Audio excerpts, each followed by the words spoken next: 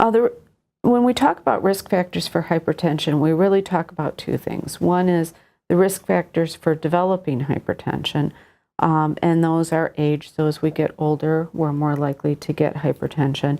Family history, so if there's high blood pressure in our family, we're more likely to get it.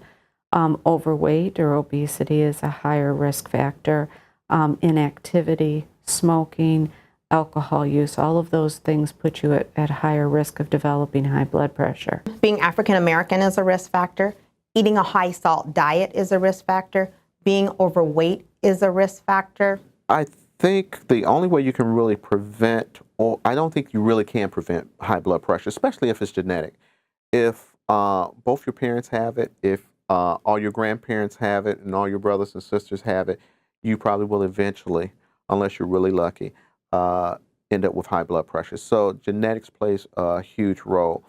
In addition to those risk factors, we also talk about the risk factors if you have high blood pressure. And these are the ones that put you at higher risk of developing complications from the high blood pressure. So heart disease, kidney failure, stroke. And those are the ones that we just mentioned that put you at higher risk of getting high blood pressure. But also cholesterol, having high cholesterol also makes the high blood pressure more dangerous for you, as does having diabetes. Having diabetes and high blood pressure together don't just add on their effects, they actually multiply their effects. Eating a healthy diet, maintaining a healthy weight, and exercising.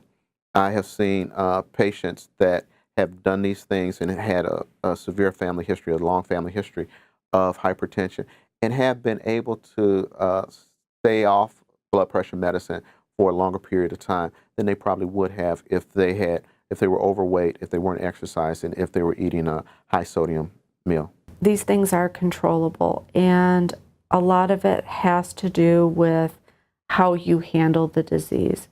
Watch out for it, for one thing. Like I say, it could be hereditary, or the way you live your life could make you become, have high blood pressure, the way you eat.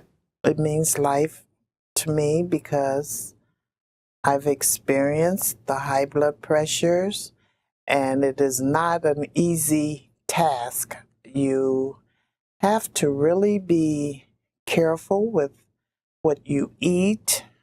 You'll be able to be very honest with yourself and take your medicine. Do not be a doctor to yourself. You must take it seriously.